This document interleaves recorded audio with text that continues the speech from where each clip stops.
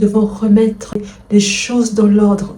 C'est pas ce que tu es que tu fais. C'est pas ce que tu es, alors tu fais ce que tu fais. Il faut pas faire des choses dans le désordre. C'est vrai qu'on est dans un monde où on ne vit que par des performances. Il faut accomplir des choses. Il faut faire cela pour être. Il faut faire ceci pour être vu. Il faut faire cela pour être accepté. Et ces choses ne sont pas mauvaises en soi. Mais si on retourne dans l'aspect biblique, parce que oui, ici, on parle de Dieu, on parle d'une vie élevée, on parle d'une vie bâtie sur l'identité qu'on a en Christ. Ces derniers temps, j'ai eu à méditer sur le Proverbe 31 qui parle de la femme vertueuse, cette femme extraordinaire qui fait tellement de choses. Et souvent, on parle de cette femme pour parler de l'entrepreneuriat, comment on doit être des femmes indépendantes, faisant ceci, faisant cela, mettons en place des projets. C'est très bien parce que oui, Dieu a mis en nous des capacités, il nous a dotés des dons et des talents pour pouvoir accomplir ces choses-là. Mais nous ne devons pas oublier que cette femme du Proverbe 31, en réalité, c'est une femme qui craint l'Éternel. Et si on commence à lire ce proverbe, par la fin, on va comprendre qui est cette femme. Elle vient tout simplement nous rappeler, en fait, c'est pas le fait de multiplier des actions qui fait de toi qui tu es. Et ça, j'aimerais vraiment que tu intègres dans ta tête. Ce ne sont pas les choses que tu fais qui définissent ta personnalité. Ce ne sont pas les choses que tu fais qui font que les gens t'aiment. Ce ne sont pas les choses que tu fais qui font de toi la personne que tu es. C'est d'abord qui tu es en Dieu, qui tu es en Christ. Raison pour laquelle c'est important de revenir à la source, de revenir à la genèse de tout. Dieu s'est assuré dès le commencement, avant qu'il puisse créer l'homme, que l'homme ne manque de rien. Et pour cela, il a créé les cieux, la terre et tout ce qu'il contient. Les êtres vivants, les herbes, les arbres, les fruits. Il a fait en sorte que quand l'être humain va être créé, qu'il soit comme lui. C'est ce qui a été déjà dès le commencement, dès la Genèse, avant la chute de l'homme. Dieu a créé toutes les choses du premier jour au 5e jour et le 6e jour. Il s'est réservé pour créer l'homme. Il s'est assuré que tu puisses dominer sur toute la création. Ce qu'il y a en toi, il a investi des choses en toi. Dieu a mis en toi tout ce dont tu as besoin. Besoin de vivre tout simplement, d'avoir une communion, de communiquer. Et l'Éternel Dieu ne voulait pas que l'homme puisse détourner ce regard à cause des manquements. Parce que je n'ai pas ça, je ne peux pas parler à Dieu. Parce que je n'ai pas ça, je ne peux pas faire ceci. Dieu ne voulait pas ça dès le départ. Il voulait vraiment que l'homme puisse développer une relation, de connaître davantage, que l'homme puisse être comme lui. Il est en train de parler avec l'homme, de mettre en fait la nature, de lui montrer des choses. Et aujourd'hui, j'aimerais encourager une personne de ne pas s'éloigner de la présence de Dieu. C'est parce que c'est dans la présence de Dieu que tu découvres qui tu es. C'est parce qu'Adam a été créé en Dieu, à l'image et la ressemblance de Dieu. Dieu a tout mis à côté en fait. Il a dit, ok, maintenant que tu es là, tu es comme moi et je te donne l'autorité, je te donne la domination, je te donne le pouvoir de pouvoir contrôler, de pouvoir conduire, de pouvoir diriger, de pouvoir assujettir tout ce qui t'entoure. C'est toi le maître, c'est toi le prince. Hein?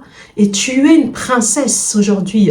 Je veux que tu le saches, que tu es une princesse aujourd'hui et que tu as l'image de ton Dieu, à l'image de ton Père Céleste. Alors arrête de multiplier les actions. Assure-toi que la présence de Dieu est avec toi.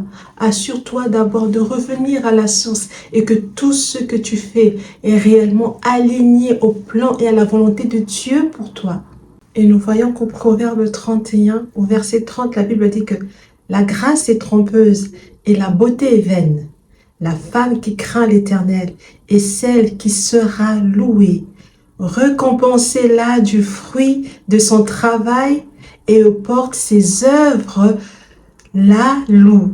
Ah, là c'est vraiment l'origine, c'est vraiment le départ, c'est le point de départ en vrai de qui est la femme vertueuse. elle est d'abord une femme qui craint l'Éternel.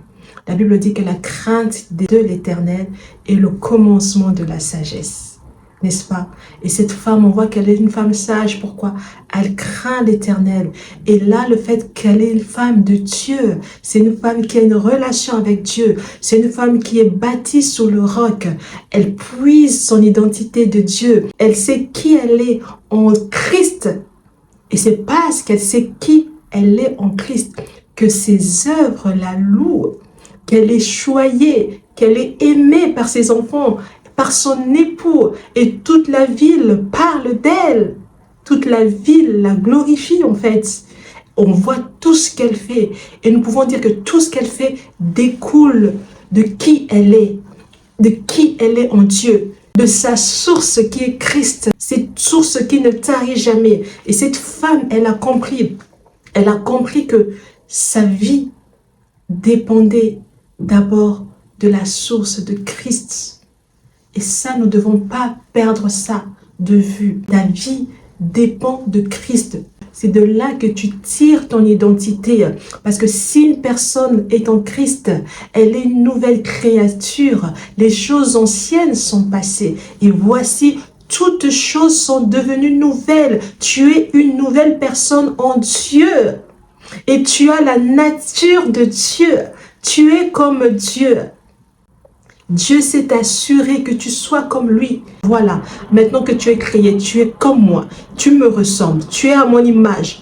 Et tu as toute cette autorité et la puissance que j'ai. Alors je te demande maintenant d'assujettir le jardin, de dominer sur toute la création. Oui, parce qu'en fait, tu n'as besoin de rien. Tu es un homme comblé. Tu as ma présence. Je suis là. L'Éternel descendait dans le jardin pour parler, communier avec l'homme, avait une relation avec l'homme. Et c'est à partir de la chute qu'il y a eu cette séparation. Quand le péché est rentré, il y a eu la séparation de l'homme d'avec Dieu. Et c'est pour ça quand l'Éternel est venu, il a dit, Adam, où es-tu? Adam a dit, je me cache parce que je suis nu. Et Dieu a dit, mais qui t'a dit que tu étais nu? Parce qu'en réalité, l'homme ne pouvait pas savoir qu'il manquait de vêtements parce qu'il avait tout. L'Éternel lui avait tout donné. Il était revêtu de gloire. Il a perdu sa gloire. L'homme a perdu la gloire de Dieu. Et il s'est retrouvé dénudé. Il s'est retrouvé sans la gloire. Ah, Ikabod, la gloire est partie de l'homme quand le péché est rentré. Mais la gloire soit rendue à Dieu pour Christ qui est venu nous racheter. En lui, nous avons retrouvé notre place d'autorité. Il nous a tout restitué. Et aujourd'hui, tu multiplies des actions qui t'épuisent, qui te fatiguent. Tu es peut-être engagé dans ton église, engagé dans ta famille. Tu prends soin de ton mari, de tes enfants. Dans ton travail, tu fais plusieurs actions dans tes business et tu te sens fatigué. Et tu ne sais pas réellement ce que tu fais finalement. Est-ce que c'est bon? Est-ce que c'est pas bon? Est-ce que le problème, c'est pas ce que tu fais. Le problème, c'est pas non plus ton appel. Le problème, c'est juste que tu as laissé les choses du monde prendre le dessus sur toi. Tu as laissé le monde qualifier qui tu es. Tu as laissé le monde déterminer ton identité. Mais j'aimerais te dire que ton identité ne dépend pas des dictats de ce monde. Hein? Tu peux faire des bonnes œuvres, mais si tu n'as pas la vie de Dieu, ces choses n'ont pas de valeur. Elles n'auront pas cet impact qu'elles devaient avoir si elles étaient faites vraiment à la manière de Dieu. Et aujourd'hui, j'aimerais vraiment t'encourager à revenir à la source. Tu t'es peut-être éloigné de Dieu. Le Seigneur veut que tu reviennes à la source. C'est là que tu vas découvrir qui tu es, la fille du roi de rois, la co-héritière de Christ. En lui, tu ne manqueras de rien parce qu'il t'a comblé de toutes les bénédictions célestes. Alléluia. Est-ce que tu comprends ça? Tu es une personne bénie. Tu es béni en Abraham, béni en Isaac, béni en Jacob, bien plus. En Jésus-Christ, alors, retourne à la source. Renoue ta relation avec ton Dieu. Parle à ton Dieu. Et il saura te repositionner, te remettre dans la voie, te remettre sur le chemin qu'il a déjà, lui, tout tracé d'avance pour toi. Alors, je t'encourage vraiment à prier. On a un espace privé que j'ai appelée prière. Pri comme prier, R comme elle en anglais. Vous allez voir comment c'est écrit. Prière, c'est-à-dire qu'elle prie. C'est une femme qui prie. Et là, on va prier. Hein, on va avoir des temps d'échange. Nous allons bâtir le temple que nous sommes. La Bible dit que la femme sage est celle qui bâtit sa maison et l'insensée est celle qui la détruit de ses propres mains. Quand on parle de la femme sage, on croit juste qu'il s'agit d'une femme par rapport à un statut marital. Mais en fait, quand on dit qu'elle bâtit sa maison, c'est pas seulement lié à un foyer, à un couple, mais c'est d'abord lié à sa vie, à sa personne, à son identité, oui, parce que la Bible dit que tu es notre corps, ton corps est le temple du Saint-Esprit. Et la femme sage est celle qui bâtit sa maison. Donc le Seigneur veut que tu bâtisses ton temple, que tu puisses bâtir l'édifice que tu es. Tu es un temple de Dieu. La présence du Saint-Esprit doit remplir ta vie. Et tu dois marcher dans l'abondance et dans la plénitude de l'Esprit de Dieu qui te révèle jour après jour l'identité de Christ et qui te fait devenir comme lui, tout simplement. Tu dois marcher dans la révélation de Dieu et que tu es le corps du Christ, tu es le temple de Dieu. Bâtir ta maison qui est ton corps. Tu as besoin de la crainte de l'Éternel. On dit que la crainte de l'Éternel, c'est le commencement de la sagesse. Et nous savons que la sagesse, c'est Dieu.